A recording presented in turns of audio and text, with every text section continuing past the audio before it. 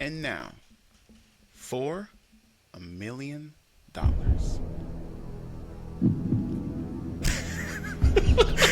Derek's face. Couldn't. Derek, how many points does the maple leaf on the Canadian flag have? 9. Final answer. Wrong. Stefania, how many points does the maple leaf on the Canadian flag have? Now, hang on. There's like 3 big points, but there's like little points in between. So which one does it count? No comment. Phone a friend and phone me. I think No, you 'cause might. you got it wrong. I think you might have to pay the tariff and phone a friend from Canada. Okay. All right. What, Do you want to guess? I will say that there's 3 big ones. 3 big points. Liz, all the way from Canada, how many points does the maple leaf on the Canadian flag have? Is it 11? Whoa, you're right! You just won $1 million! This is still scrolling! I will say that the logic of 3 big points. You gotta dance. Oh, You wait, just no, gotta Liz, dance. I'm sorry!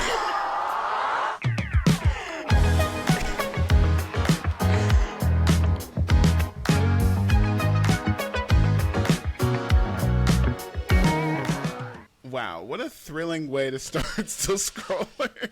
I'm Justin. And I'm Derek Alexander Casas. And I'm not doing my full name, but I'm Stefania. And we have a special guest with us, all the way from Canada herself. Let me introduce you guys to Liz, the producer. Welcome to the show. Hey, thanks so much for having me. I am so sorry I cut you off about your Canadian explanation. Why No, does the it was flag have me. 11 points? Why is it? Is it something special to do with the leaf or something? No, it's not specifically a special thing. That's just what the leaf is like. But I think the logic of 3 main points wasn't like totally wrong. Like there are 3 sections of that leaf. So I really understood where you were coming from with that. Right, It's right. those 2 ones at the bottom that get you. Yes, I had to look up the leaf after I said that to make sure I was not going crazy.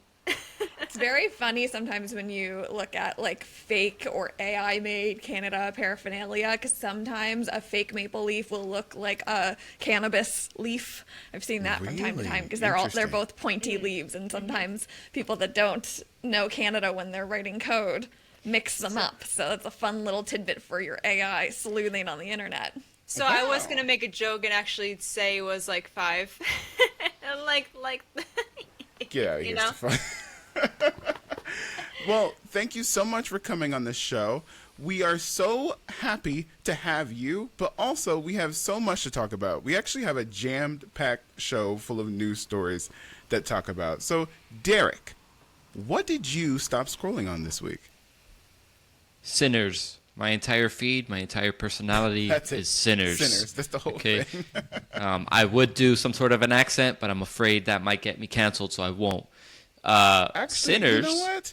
I'll give you one pass for like 1 minute. Give us your best character from Sinners impression. See what happens. Okay, Do hold it. on. Have you seen that scene from It's Always Sunny in Philadelphia where she does the Obama impression? Yes. It's so bad. It's so bad. Yeah. Like put it. I'm in a so clip tempted. edit. Yeah, I'm so tempted to do that right now, but I won't. Anyways, the story that I stopped scrolling on, So it ready was to play various that for you. Sinners stories.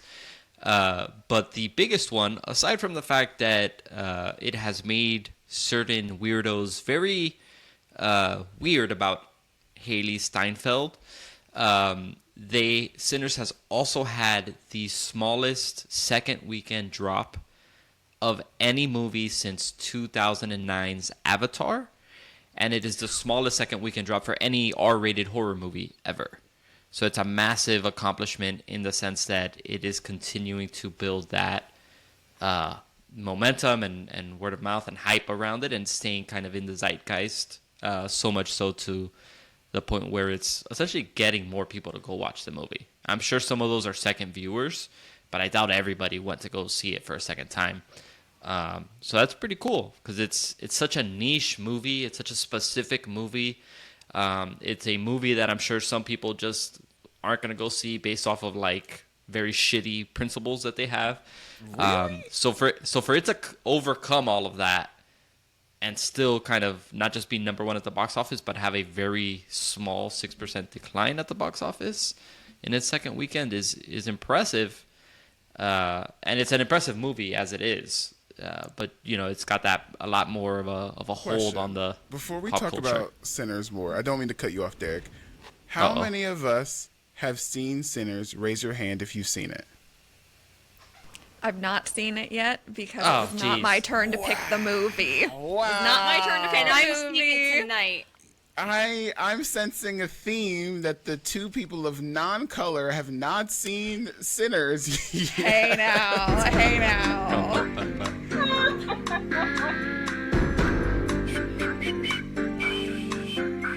I think that's a little bit problematic. I think that's quite the judgment you've cast on this panel. That is. And I Okay. said I was gonna see it tonight. Like. Oh, so they're Listen. calling you reverse racist, Justin. I look. I just stated a fact. It's a little concerning. Just kidding. When you do see, I wanted to ask because I didn't want to spoil it too much. See, I was being helpful. But Stefania, why haven't you seen Sinners yet? Because I was waiting for one of my friends to go see it with me because I didn't want to see it alone. I figured he wanted to see it too. So he couldn't last week, so now tonight he can go. So we're going to Liz, go see what's it. your excuse? Let me tell y'all a little something about Canadian cinema. Okay. Oh, okay. We have a monopoly happening, especially in the east coast of Canada, called Cineplex. We don't have AMC Stub and A-List and all these fun things y'all have in the States. We have Cineplex, and if you're in central Canada, you have one other chain, okay? When you have a Cineplex Cine Club membership, you get a limited amount of tickets per month that qualify as your free tickets or discount tickets. We have been waiting for our monthly membership to reset so we can go see Sinners. Okay, we are not in this 4 movies a week landscape that y'all Americans have privilege to. Quick question. Our movie tickets can be $20 a piece for IMAX. I don't have $60 for a movie night out. Okay, so let's check some American privilege when it comes to movie access here. Wow. Okay. You know what? World War III is going to start. I also want to add that I completely disagree with the premise that Sinners is a niche movie when you consider the power dynamic of this director lead actor duo. I kind of think that's a whack thing to say about this film. Like, this is one of the most powerful, proven box office director lead actor duos of the 2010s, 2020s. So and you have That's Haley fair. Steinfeld, Miss Youngest Oscar nominee.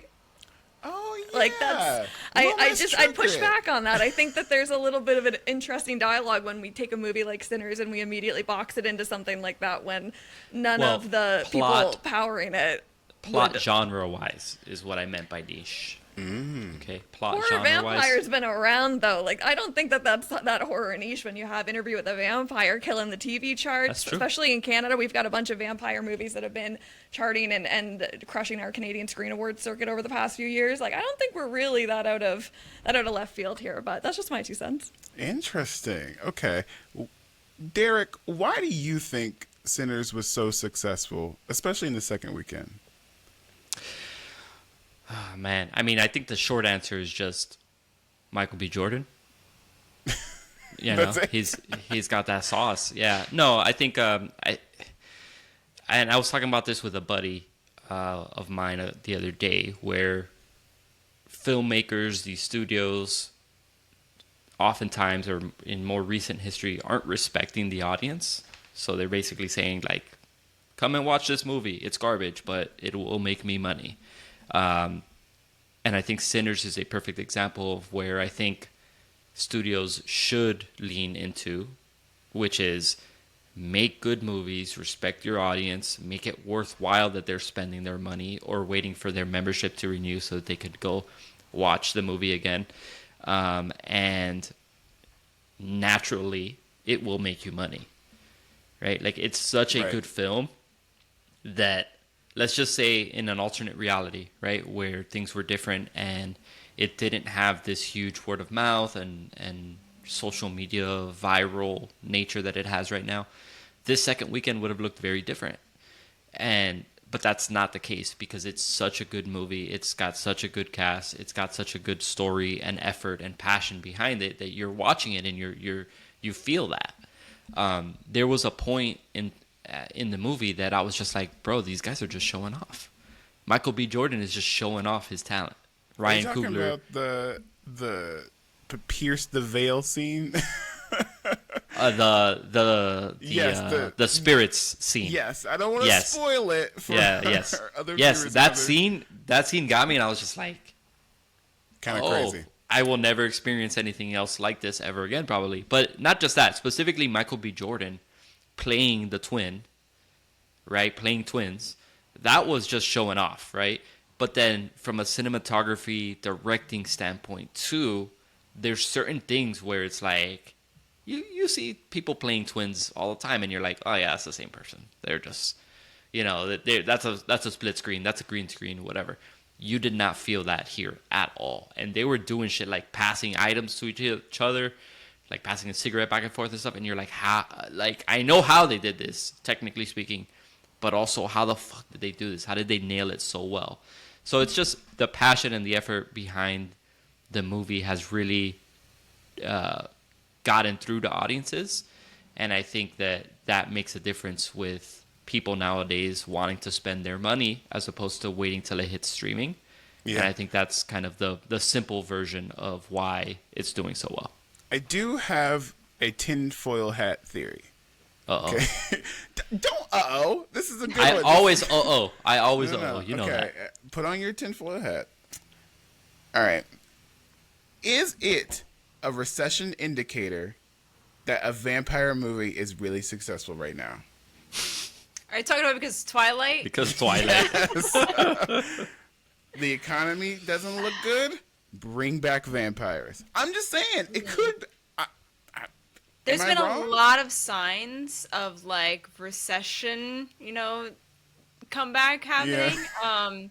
With all these things coming back out, and like music coming back out too. It's like, what the hell is happening? What's in the simulation? I want to say that it could be a little kind of an indicator, but also I think we're at a point where there's so much going on in the world and so much like crazy shit happening, especially in the US, that a lot of people are going back to like when it was, I guess, good times. Good times. Good times. Things that like distracted us from the last time there was a recession, so they're bringing those back now. You get what I mean? To get to distract us again. How old were I will you? just chime in before we go ahead, move Liz. on Go. from that the development of Sinners went on for so long that I think it's really unfortunate to attach the timing of this movie to the recession, which has kind of just begun. Like when we think about the actual scale of the origination of the idea of Sinners to writing the script to getting it in development to shooting it to how long post-production was, the timing of it coming out, and the recession being more of a, well, especially in pop culture time stamping, recession based, like memeing and joking being so recent. Like I think that it's a little bit less of, oh, we foresee a recession coming, so we're going to fund a vampire movie, and more like, thank God we have such a great original piece of IP appearing in this horrible like landscape of only IPs getting greenlit. That's all we can afford to put our money into, is these like quote unquote supposed to be guarantee movies of like, we know Kool-Aid Man in the studio, like that feels particularly timely, right? Because like that's what's getting funded right now. But I really don't think that like that is a correlation so much as it's like very funny to think about Twilight being like actual recession core, because they made those films as the recession was not improving and needed to have something making money at the box office. Yeah. And they made it for like $20. Yeah. Like But the first literally Twilight was paid so off. cheap. And I will Literally say, cost. just to my point earlier, I saw New Moon for $6, and I remember What? that Wow. vividly in my theater in Opening my day, you hometown saw with it for one screen. $6? $6 I saw New Moon in Canada, and now if I go to see Sinners, it's going to be between $20 and $30 for a ticket, depending what screen I can see it in, and that's Yeah. not even like the 70mm screen. Yeah. So that is recession core to me. It's the price of a movie ticket to even go Damn. see Jesus. Kool-Aid Man in theaters. God damn, I Justin save- Trudeau. I Well, it's saved funny my we're movie recording this on tickets. federal election day, but I'll just leave that there. Oh, Yeah, I wait, saved are my we movie not tickets so fans we can of go back. Trudeau? I'm sorry. Well, today's our federal election, so we're getting a new government by the time this episode is out, and Justin Trudeau's been out for a few months now, so it's just very, very he- funny timing of your joke. he Jar. resigned or Oh, something, wow. right? He He did did something like resign a few months ago. Yeah. Okay. Yeah. And it also works differently because the person that gets elected then says like, this is the new parliament or something like that, right? It's not like everything gets elected together or something. Look, I'll give you this hyper quick pop culture 101 of what's happening up here. okay? Canadian politics. Hell yeah. Justin This is exactly Trudeau- what I wanted when I started this podcast, okay? Justin I'm saying- Trudeau, diva down. Okay, diva down, step down after holidays. We all go, oh my God, Justin Trudeau is stepping down. Because of the way our country works, it's not like when the president steps down and it's like a whole thing. We have to have a new prime minister because the way that a prime minister is chosen is by the amount of like seats one political party gets in an election. So we still need a prime minister. So Justin Trudeau steps down, but sticks around for a little bit while the party elects a new leader. And then once they elect a new leader, who's a man named Mark Carney, he becomes the prime minister. And Justin Trudeau officially leaves. So Mark Carney became the prime minister. We immediately enter an election. Today we find out if he will continue being the Stay. prime minister in a liberal government or if we'll have someone else from one of the other parties be our prime I minister. had it reversed. You guys were guys really vote close, for though. Yeah, You you were guys close. vote for parliament and parliament says we are the majority. This is my Yeah, or a Interesting. minority government as well could be the prime minister. Anyway, this is not what this not Anyway. what the podcast is about. Just a very timely joke on your part about Trudeau, since that's literally what's in the air I today. do want to clip you, Liz. What are your predictions of the Canadian election? 'Cause by My the time predictions this of the episode Canadian airs- election is we need to keep funding the CBC. The CBC is creating some of the most important cultural language in our country, our television, our film. CBC is such an important institution, and no matter what happens in today's election result, I will stand on my soapbox forever saying that we cannot defund the CBC. It is not just an institution, but it's keeping our identity alive in a time when pop culture is really suffering. And if you want to hear more about that, that is literally this week's episode of the podcast and blog. Yes, plug your shit. Go ahead, plug your shit. Liz, Late what's Night your podcast Scrolling. called? Yes. Late Night Scrolling is a Canadian pop culture podcast hosted by me.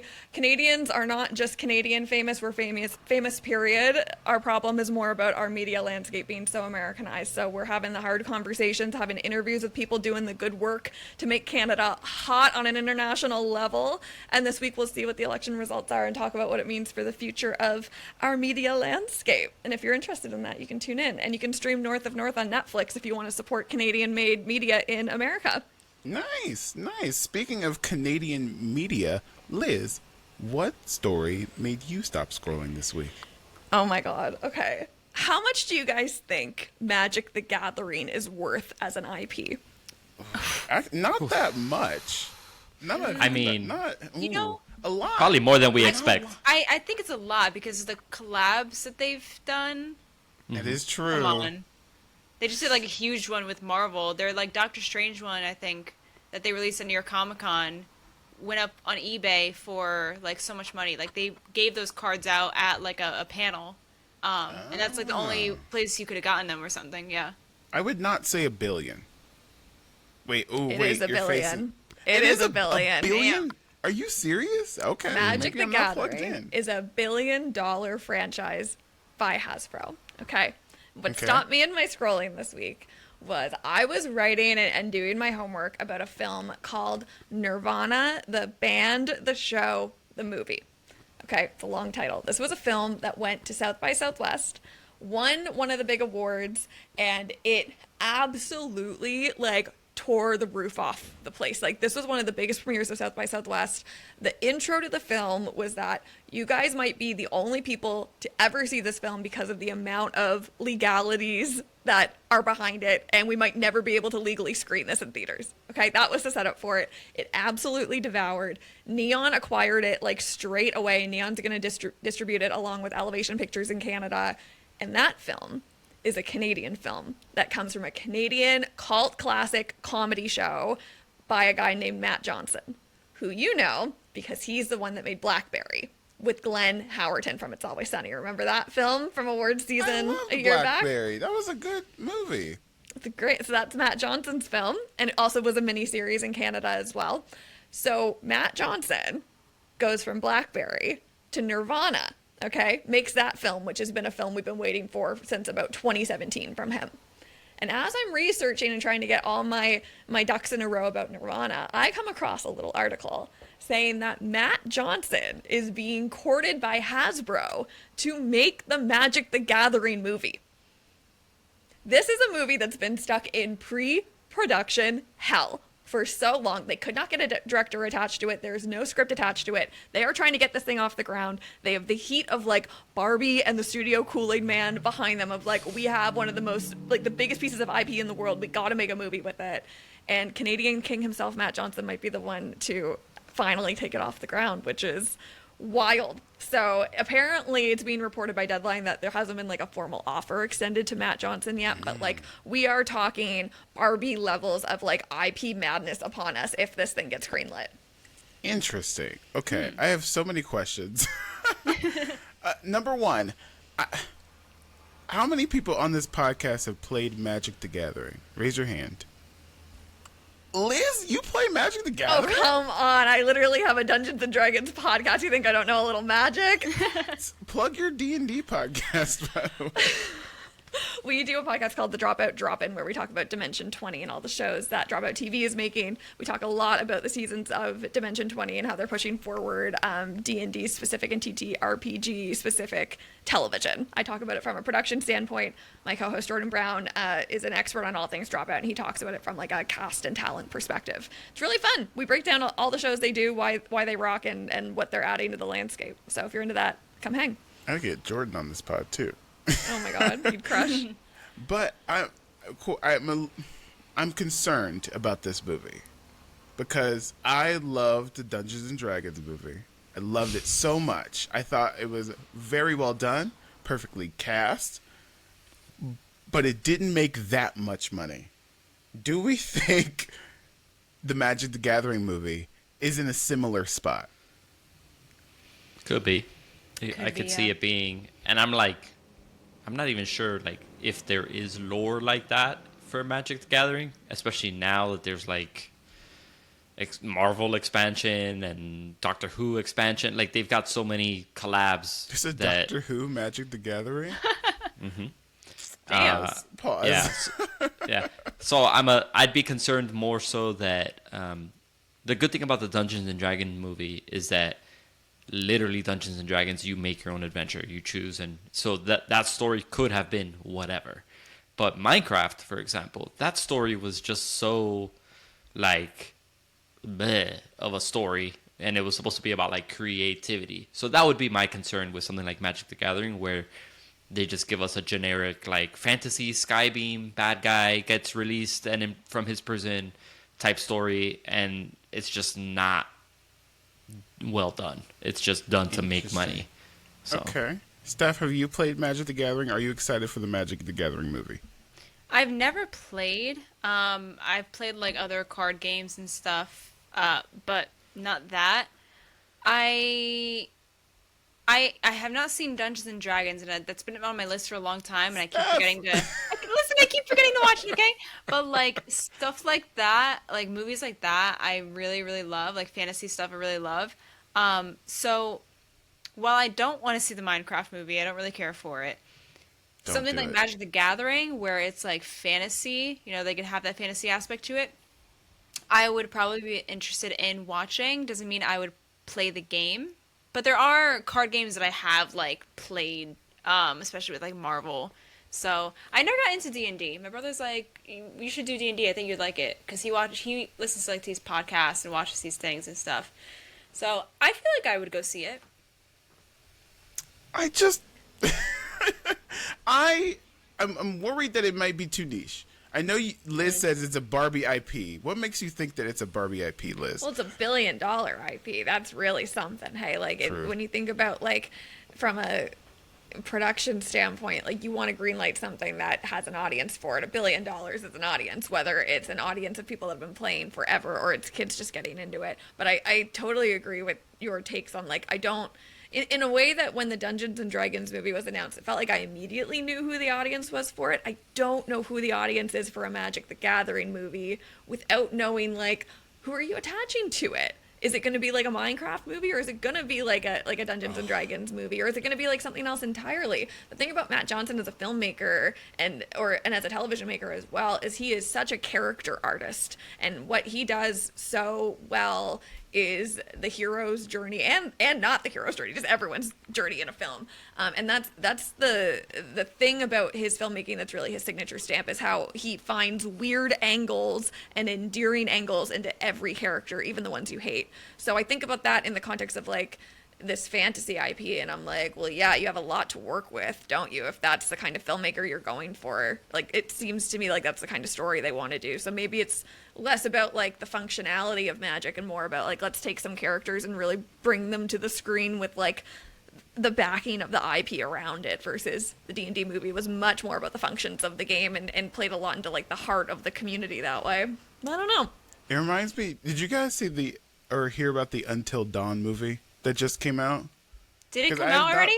Or was it just a It trailer? came out last weekend. Yeah. Oh my God, it did? Steph, where have you been? I didn't know, but because it's not like promoted that much. That I is feel not like good. So I didn't hear about it, but I knew it was coming out. I didn't know it was so soon. Basically, long story short, there's the Until Dawn game, which is based on horror movies, and then they made a movie about Until Dawn, and none of the characters from the game show up. It's a completely different story. So, are we looking at the same scenario of Magic the Gathering, because there's not like any main characters in Magic the Gathering? I don't know. Or maybe it's like a Lego movie scenario where you like see the people playing the game. I don't know if I want that. Oh, I don't know if I want that. And this is coming from someone who thought Minecraft was just okay. Listen, the theater experience was good. The kids loved it. It was weird. They didn't like Jennifer Coolidge though, which has made me very upset.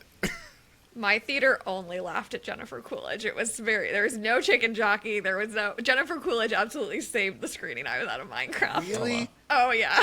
Do the kids not fuck with Jennifer Coolidge? Like, I'm so I think confused. we might have just been in a theater of like people like us, like people on date night going when the tickets were cheaper kind of vibe. Like it was a lot of couples throughout the theater. I mean, the kids don't know and a who she couple is. kids. They don't know who she is. They do don't know you Stifler's mean? mom. They don't know know. Stifler's mom. They didn't grow up with Jennifer Coolidge Yeah. like we did. Legally Blonde? Legally Blonde is like too Justin, old for them. that is 20-something years old. Hold on. Those kids were not born. You are about to age yourself real hard. No, don't you dare. Don't you dare. White Lotus? The kids are fucking with White Lotus? Watching The White kids Lotus? are not watching White Lotus. You know what White Lotus? What happens in it? You should not be allowed to see the Minecraft movie if you have not seen 2 seasons of The White Lotus. That's what I Yeah, just heard. right? Like, that's that's what what I I'm just saying. heard. You know what? I'm just going to age into a pile of dust. Speaking I don't feel so good. speaking of piles of dust, I did want to talk about some old man behavior. Are you guys familiar with what happened with Shannon Sharpe? Vaguely. I'm not fully deep dived in the details, but I know Gotta he's got fill me like in. a scandal going on. A very bad scandal. Very bad scandal. Anyways, Shannon Sharpe is a host at ESPN. He's probably one of the most popular hosts in ESPN history. Along with him, Stephen A. Smith. What's the other guy? His name? Doesn't matter. Anyway, Shannon Sharpe got into some legal trouble because he's being sued and accused of rape. Pretty bad stuff, right? And in an effort to defend himself, unprompted, Shannon Sharpe releases a video that says, "Hi, you're probably going to see a pretty bad video of me coming out. My only request is release the whole tape. And everyone's like, wait, what? And Shannon Sharpe's like, there's 10 minutes of it. Watch the whole tape. And everyone's like, Shannon, I don't know if I want to watch 10 minutes of whatever tape this is. Like, I don't know. And then, for no reason at all, Shannon Sharpe posts a screenshot of an apology. I'm going to read you the apology. But, like, his statement, my statement is found here and is the truth.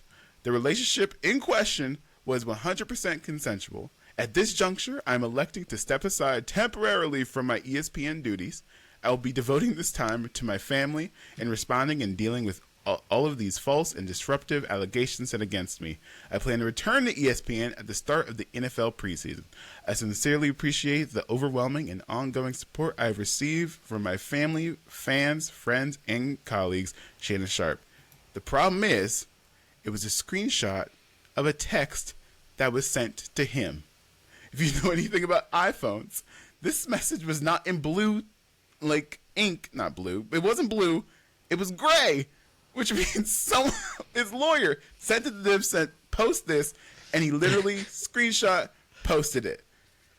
I don't think I've seen a worse way to handle a PR crisis. That is peak old man behavior. And this is coming from, this is the same man. This is about to get X-rated, but we'll keep it PG. He literally was on Instagram Live earlier last year, put the live down, just put his phone down, and proceeded to have physical contact with someone, and we could all hear it on the Instagram Live. I remember that. Yes. What the actual heck? How did he still have a job after that? That's what everyone is saying. Especially with ESPN. ESPN is owned by Disney? Come on. Yes, exactly. And yet he still had a job after that, and then he elected to quit. The question is, Liz, have you seen a worse way to handle a PR scandal? Worse than this? Is it even possible? It's a great question. For those of you listening who might not know me, my background's in PR. I got my start on the internet, kind of unpacking PR scandals. I broke the Don't Worry Darling scandal from way back in the day, like just kind of covering beat by beat what was going down. So looking at this, and I really didn't know much about this until we were just chatting about it before we started recording. So just taking it with the grain of salt of based on what you've said, like, you know, I just keep thinking, like, these stories are never going to end in Hollywood. So I don't know why there hasn't been, like, a seminar on what to do when your client gets Me Too'd. Like, we've had, like, has it been a decade since the Me Too scandal started? Like, it's been, if it hasn't been a full decade, it's about to be. Like, we're in the vibes of, like, you should know how to manage a client when this stuff is going down. Like, you should know what to say. You should know how to post a response. And if you don't, like, it's sloppy ego management. So, you know, I would never give an excuse to anyone in this kind of scenario. And I certainly don't hear, like, from a publicity standpoint, like, sloppy, lazy work happening if that's where we're at. Super, super sloppy. Derek, as the resident sports expert on this podcast, you are the biggest person in sports we know. That's true. That's true. How bad is this for not Stephen A. Smith, Shannon Sharpe? So I have this theory about how these guys keep their jobs, and it is exploitation. These companies, ESPN, they exploit them because of their personalities and the hijinks that they get into. And from a certain point of view, these dudes are goofy. They're goofy dudes. So Stephen A. Smith can get up there, talk whatever nonsense, trash he talks, right? Both on the job and off the job. And he's still good because it gets the clicks. It gets the views. It gets people tuning into the show. What's happening right now, I think that's kind of rough, though. It might be a bit too far, and I think they're really just waiting for something a little bit more definitive to cut ties with them. Like it feels very much like Jonathan Majors, where it was, there was no news until there was finally news, and it was like right after he got convicted, they fired him, right? I think that's what's happening here. They're waiting for something a little bit more definitive, and they'll fire him. But up until now, right, like you said it, just last year, he was on an Instagram Live, and he accidentally left it on, and you heard all his business, and, he still had a job, right? Stephen A. Smith is misogynist every other week. He says some crazy shit, and it doesn't matter. He still keeps his job. So I think it's just a matter of, like, even Disney has their limit, and I think this might be it. I don't know if we can group Stephen A. Smith in with Shannon Sharpe in this scenario, because I feel like yes and no, but yeah, I get what you're saying. Can't. I know. I think Stephen is just there. Oh, in terms of like offenses, yeah, Yes, no, offenses. absolutely, yeah, absolutely not, absolutely not. I think Stephen A. Smith is 50%. He needs to just be a little bit more polished in how he speaks about things. And 50% maybe he's got those views, but he gets away with it. I think what's happening now is absolutely not at all the case, right? This is just like, this is bad. It's pretty bad. Stefania, I know you're Shannon Sharpe's biggest fan.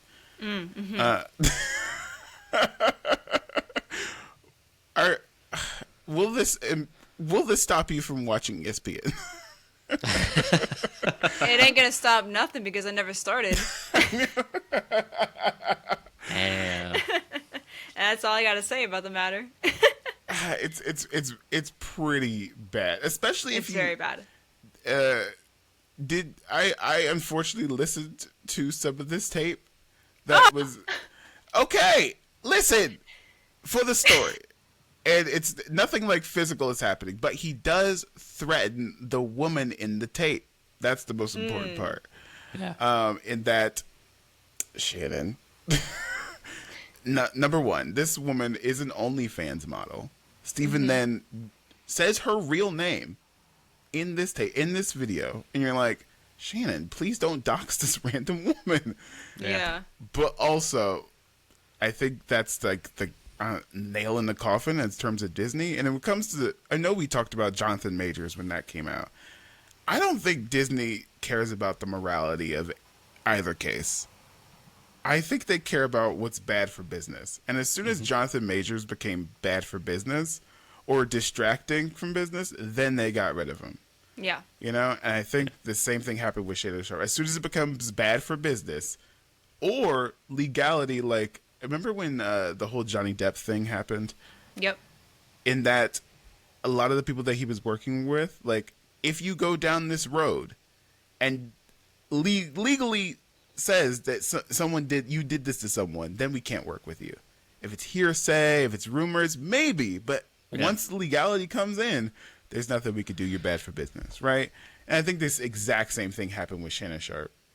I think he's leaning into what's the word here? He's just trying to cut his loss here, right? Whether he gets fired or not, I think he's leaning into the fact that there's going to be people defending him. There's because still Club Shay Shay too, so yeah, I think he's fine financially. I think he's just trying to keep his audience as much as possible, because we see it with Jonathan Majors still, where they released a couple days before his last movie came out, they released that new audio where he admits basically to strangling his girlfriend or whatever. And people are like, yeah, they released it to make him look bad for the movie. Bro, that doesn't change the fact that he did that. like, Yeah. like what are you defending him though? Like, yes, maybe it was a PR sabotage or whatever the case may be. He still did these things and he's on tape admitting to it. This is the same case here. So I think he's leaning into like the fact that people will still defend him based off of like, oh, it was a corporate politics thing, but it doesn't change the morality of it. Like, Doesn't. Has anyone even seen Magazine Dreams? I know Steph hasn't, but You know, count me in on that. it came I and haven't seen went. it. No one really Yeah. cared. No one really gave a fuck. Like, damn, I think Jonathan Majors might be cooked. I don't think he. I think it was one of those where it needed more marketing, and I don't think a studio was going to spend money on him like True. that. You know, Liz, if you were Shannon Sharpe's agent or PR crisis manager, what would you tell Shannon Sharpe to do? How do you save Shannon's career? Well, I wouldn't be. So let's just say that. Well, I wouldn't be. And if he was my client, he would not be anymore. You don't save a career like that if you're a feminist. Oh, Damn. It's very stand true. on business. Speaking of business, Stefania, what did you stop scrolling on this week? I stopped scrolling on the bald business. What? Unfortunately. Wait, pause. Do you want to redo Excuse me? No, I don't want to redo it. Keep it in. All right, keep it in the show. We're gonna keep it in. I said what I said. To our sadness, Sebastian Stan is now bald. So. Oh, yeah. So I know. Don't cry. I know it's sad. But the memes are great. So yeah, Sebastian Stan is. That's not really like the story. Yes. Yes. Oh, Thank you for having that. I have gotten no less than 30 text messages just about Sebastian Stan's hair since we started recording this. Yeah, Brutal. yeah, I've been seeing it all over social media. So, I don't know why he shaved his head, but they're starting Doomsday filming today, or I guess they started today or yesterday. So it makes people wonder if he's going to be bald for the movie or if he's going to wear a wig. I have a confession to make. Oh, I Is can that a finally reveal why I shaved my head. are you an Avengers Doomsday motherfucker? I was chosen to be Sebastian Stan's stunt double for Avengers Doomsday because of how much like him I look. And you can see rugged Kevin good looks. Feige's hand coming for Derek in the background of the shot. NDA broken. You know what? Honestly, I wish I was big enough for Kevin Feige to be like, "Psh, he doesn't know who I am." it's funny because what's his name? The guy who's playing in Thunderbolts. What the blonde guy? What's his name? Century. Wyatt. No. Yes, Wyatt Wyatt Russell. Russell. He in an interview for like promo for the movie, he said he joked about like Marvel having like a knife to their throat, saying if you do anything stupid, you're done. Yeah. But yeah, so Thunderbolts is coming out this weekend. I'm excited for it. They changed. Did you see the popcorn bucket? I saw one of the popcorn bucket. I don't know if it's for AMC, but Oh, it's like an the- asterisk yeah, yeah. inside. That's the cup. It was really cool. But yeah, Thunderbolts this weekend. I'm going to see it Sunday. I know a lot of people are seeing it Thursday, Friday opening, but I'm going Sunday. I know I'm not that much of a nerd. No one was roasting you on the spot. We were only roasting you all out the call. Yeah. But yeah, I'm excited for it. I feel like we all know Taskmaster's not going to make it. That's one theory that Okay. I have. Do we really think? Okay, let's take predictions because next week on the pod we are going to do a special viewers unit of Thunderbolts, spoiler filled. So watch it this weekend if you can, and then join us next week. But final bets on who makes it out of Thunderbolts.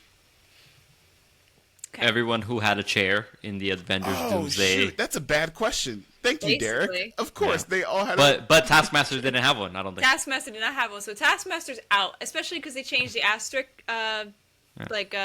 They went from like 5 to like 4 or something, or 6 to 5. Oh. Yeah. Yeah. So And it's Ghost even had one, which to Yeah. me would probably be the one that is like the least likely out of the team, right? Like she's Yeah. the least popular. Ghost? She had a chair. Yeah. Are you kidding? No, okay. In Yeah, she terms was of there. least popular people, you think Ghost is the least popular? Out of the Thunderbolts lineup right now? Yeah, bro. Yeah. What? No, Taskmaster's the least popular, I would say, but with Right. Taskmaster gone, Ghost Right. would be the next. But she had a chair, so she's popular Yeah. enough for that.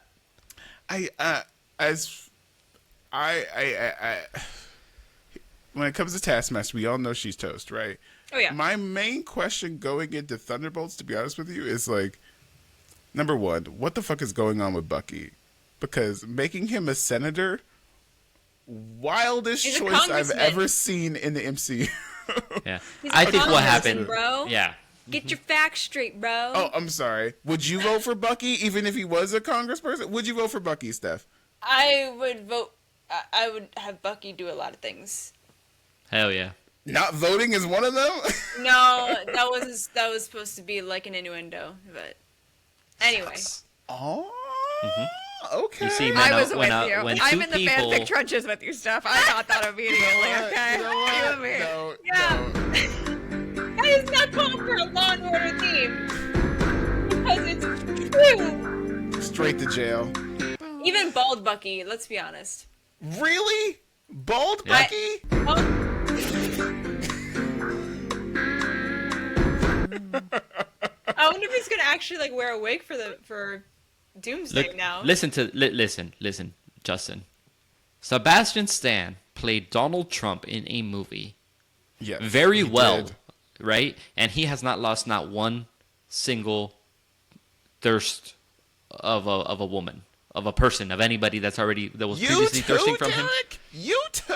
Yes, I am Say it, not say gay, but I would be gay for Bucky Barnes, for Sebastian Stan. Yeah. Really? Okay. I mean, Maybe come it's on. like he's an old white man. People. Excuse me, but have you seen him in the Thunderbolts trailer? Winter Soldier? That little Winter tank top? Soldier? That little Okay, tank top putting his okay. arm on? I will chime in. I will chime in as someone not American who watches your political fanfare circus from afar. Disaster. I don't see why Bucky Barnes wouldn't be elected as a senator from Yes. the amount of knowledge I have. Like, It's I better. don't- It's that's an Okay, upgrade. all right. I think I made a video on TikTok about this, but let me get on my soapbox for 2 seconds. Why Bucky would not be a good senator. Number one, the amount of conspiracy theories that are plaguing the internet right now. Do you really think that James Buchanan Barnes would survive this environment? Because number one, people would be like, didn't he murder JFK? Didn't he murder this guy? Didn't he murder this guy? And you know what? We all know that in Winter Soldier, Black Widow released the files. So everyone knows what Bucky did. So even after that, you think with all the people talking about the Epstein files, like Benghazi, like Bucky Barnes has a Epstein file, he has a Benghazi file, he has all that. Would you still vote for him after all of that, even if he was mind controlled? I get it. We love Bucky. He went to therapy. I know. But Again, I will say, nothing of what you have said from a non-American standpoint makes me think that y'all Americans would not vote for Bucky Barnes. Like, I'm Right. not hearing any case against what I Right. hear in the news every day. Yeah, he would get the fringes. If anything, they would vote for him more. no. Be like, this is a man. Kingpin, bro. Kingpin Yeah, bro. is literally mayor of New York City.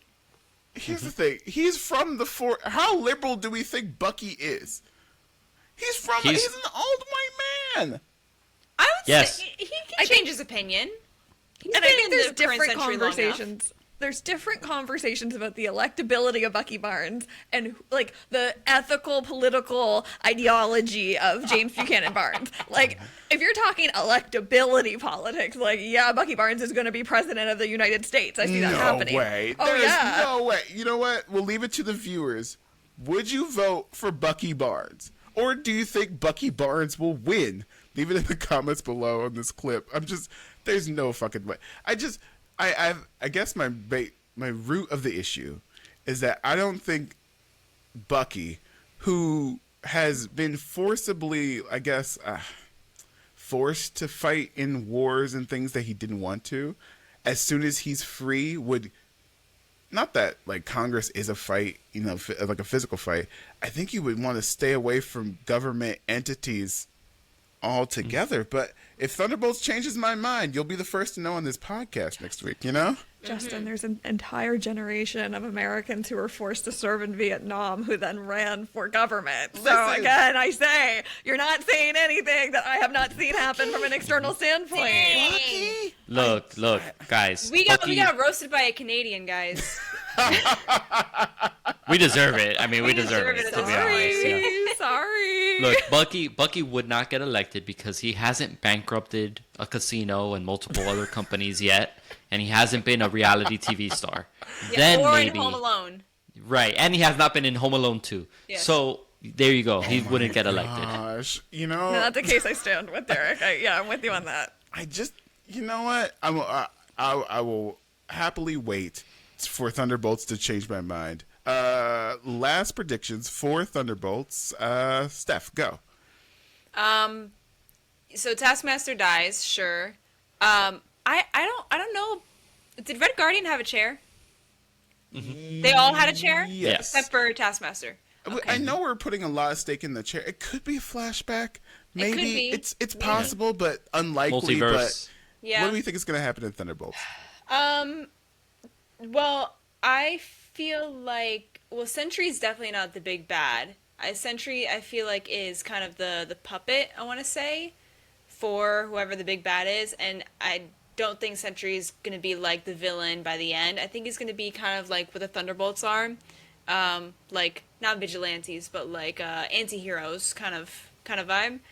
Because Sentry is technically, he is technically like that in the comics from last time like I've read him. But he also is like Superman like level of power, so like he's very strong to have on either side of the team, side of like the battle, whatever. So I think by the end we're gonna see like a shift in him. And there's 2 post-credit scenes for Thunderbolts, by the way. Oh, 2. Okay. 2, what I've heard, yeah. Valuable post-credit scenes, or is it like a I heard it was like valuable Thor: The post-credit Dark scenes. World, where it's like, or Spider-Man: Homecoming, where it's like a kind of a meme bullshit kind of stuff? No, I heard they were like very important. Okay, all right. Derek, final predictions for Thunderbolts this week. I think Taskmaster being absent from like the trailers and the little asterisks is maybe to the team Taskmaster dies, but Valentina Contessa de Fontaine takes her Veep. and makes her Veep takes her and makes her into another hero that was missing before or gone before. And it's not that Taskmaster dies, but she becomes like Iron Patriot or like another hero that has a mask on and you never see who's actually in there, right? And I mean Iron Patriot like, you know, in the comics where it's like, you know, Norman Osborn, but not really. So I don't know. I just think they're going to repurpose Taskmaster for something, and that would address why the asterisk goes down from 6 to 5, why that character isn't in the marketing as much as the rest of them, and that kind of deal. It's like a very early on switcheroo, fake her death, and she becomes someone else, and it's really just Valentina scheming on another, you know, in another thing. Okay, Liz, final predictions for Thunderbolts. My big prediction is that we will continue to not get an answer to those big old hands that shot out of the ground in Eternals. I want to know what that's all about. They're We adamantium. Adamantium in Captain America. The Yeah, recent they one. did. I know, but to me, There should be when more. When I saw Eternals in theaters, right? Like I was there the Thursday night premiere. You know, we had a sold out show here. It was a big deal. I was in my Harry Styles paraphernalia, except when we were conspiracizing, he was going to be in the post credit scene, and then he was. You know, I saw those hands shoot out of the ground, and I said, I know exactly what Marvel's up to. This is going to be the center of all their drama moving forward. And then I just continued to be disappointed time and time again. So I just think that Thunderbolts is going to fail my desire to know what the hell is really happening, you know? That's the truly as someone that's so invested in Marvel. I love a Marvel movie. I love Bucky Barnes. I think about Eternals and I think about that plot device so much and how little we've gotten from it. So that's where Dang, I'm was at. that the breaking point? I don't know if it was. Maybe it was like the COVID of it all, but it seems like that was Maybe. like It was my personal breaking point, I think. So that's where I'm at going to Thunderbolts. You know, I know that Florence Pugh is jumping off the second tallest building in the world. I want her to go jump off of a hand, man. I'm just being honest. You know, come to Oh, think of that'd it, be cool. Florence Pugh might be the most successful new phase Marvel character. Oh, absolutely. Yeah, definitely. I can't think of a new character that was introduced that was beloved as much as she is. Has a pseudo sequel, you know, and Yeah. for sure we'll see more of them. You know what I mean? Like we still haven't seen Shang-Chi. I know. I mean, he'll be in Doomsday. Yeah. That's wild to me. Like, we have 3 Florence Pugh appearances before we see Shang-Chi again. You know, Canadian Shang-Chi King it's Seymour. such a missed opportunity that they've had with Shang-Chi, because imagine they just did like an Ip Man series, but with Shang-Chi. You know, and it's martial arts based and that kind of a focus, and it's just him doing his thing, but instead it's just like, oh, remember him from years ago? He's in Doomsday. Maybe after Doomsday we'll get around to something, and it's just kind of like at that point, you know. I mean, Why? I've gotten on my soapbox before this podcast, but I think we gotta get rid of Disney Plus. And every character that was introduced on Disney Plus has not worked out. Even the great ones like Kamala Khan, perfect, great, Canadian incredible. Queen. Yeah. Also Canadian. Did not make the jump to the movies like well. Why? Because not as much people watch Disney Plus as we thought. You know, No. like It was a COVID thing, and now COVID is over. Everyone's out, and no one's sitting at home like streaming anymore. like What we- happens to me, at least, is if it's a show I want to watch, I've got to make time for it. Because what I used to do is watch it in bed. Now, if I try that, I fall asleep. So it's like I have to dedicate time for it before, you know, and COVID times, obviously, right? It was streaming had a big surge, and it was kind of part of your day to just have the TV on while you worked from home or whatever the case may be. So, like, I think now, to your point, Justin, it's just not having that same effect. So, you know, anything that makes its launch there or its introduction there is just not really set up for success like it used to be. Nope, Yeah. not at all. My predictions, I'm going to say 80 million opening first week. It's low, and I know they said they're guessing around 70, but I'm going to say 80 for million. Number two, I think the asterisk means that they're Avengers, legally distinct Avengers. This is like the team that the Sokovia Accords wanted. Even though the Sokovia Accords aren't around anymore. Thank you, She-Hulk, but that's a whole nother thing. And She-Hulk, Canadian Queen. Sorry, took me a minute to wait, get that. Tatiana No, that's Maslany good. is Yep. Canadian? Sure is. What? Wait, hold on. No way. All the best people are Canadian or British, sometimes Irish, sometimes Scottish. Yep. They're never American, guys. Yep. All right. Oh my God, she Solidarity. is Canadian. What the She's heck? Canadian. I'm noticing a Miss theme. Orphan Black Shang-Chi, Tatiana Maslany, Kamala Khan, all Canadians. Didn't work out. Oh no. Listen, But listen, is popular are they spy. free? Do they have liberty and freedom up there? They healthcare don't. when they get hurt on the Marvel sets. Yeah. Oh my gosh. If I can add on to your 80 million box office point, Justin, like there was one thing with the Thunderbolts promo that I think people haven't really recognized in the conversation of how much money it's going to make at box office, which was the actual ad placements for Thunderbolts were a lot more strategic than other Marvel films. Like we saw the, digital boards in the Blue Jays kickoff in Toronto, the NFL playoff or NHL playoffs, like all these major sporting events have had like signature placement of Thunderbolts in theaters May 2nd. And that's something that we have not seen with other Marvel movies that did not make that like box office turnover. And I'm seeing the same with like billboard placement, with cable ad placements, like trying to drive where parents specifically are watching to bring their kids to the theater, as opposed to other Marvel films that were like trying to really go down the throats of millennial pocket income and like chronically online. Like, let's get the fandom going. It feels like they've totally stepped away from worrying about like the fandom will get us there, and they've gone back to the traditional like, let's get parents to bring their kids to the theater. And I kind of like am eating that up a little bit. I think that they needed to pivot that and redirect that, and then let the press tour that these actors have to go on carry the internet, which has always been the more successful take on like promoting Marvel versus like we had some weird stuff with Secret Invasion. They did like the big TikTok live stream, and like we've had some like social media kind of We're like gonna talk guerrilla about that show marketing here. stuff. And I couldn't actually remember the name of Secret Invasion the other day in a group chat, and I was like, I cannot believe I couldn't even remember the name of a Marvel property that had like Olivia Colman in it. That's so bizarre to me. Anyway, It had that's a side tangent. Khaleesi in it, and Yeah. oh my Yeah. gosh, wasted opportunities. Are you? So I do think the box office predictions, like I'm totally with you. I think that there's a chance that it could be higher than these predictions, like specifically because they seem to have gone back to like a more traditional approach and going to where the money is, which is with boomers and like aging out of millennial parents, and not like necessarily our demographic that's got like me up here complaining about the $30 ticket prices, like.